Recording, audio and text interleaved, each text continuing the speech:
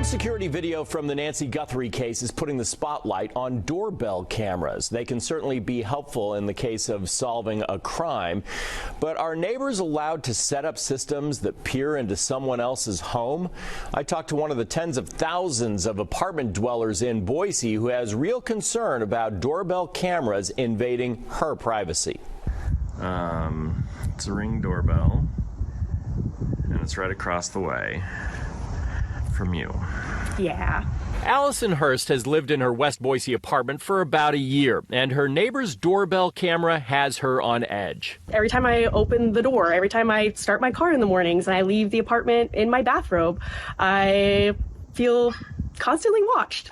You see, the cameras are motion activated, and because of the close proximity, Hurst is being recorded multiple times a day.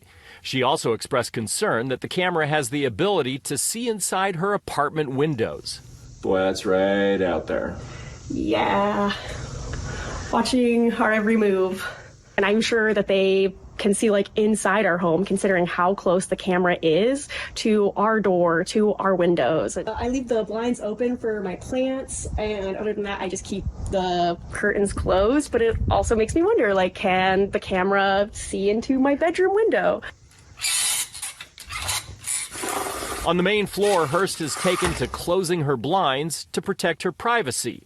And as frustrating as that may sound, attorney David Leroy says the legality of the doorbell camera all comes down to the intent of the neighbor. If the purpose for setting up that camera across the street is security, and if that's the way it's generally used, then that's defensible and lawful.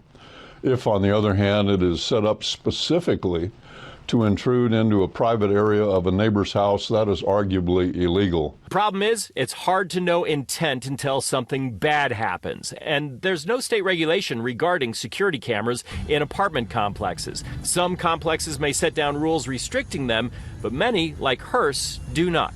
They said that they don't have any rules and that there's not really much they can do.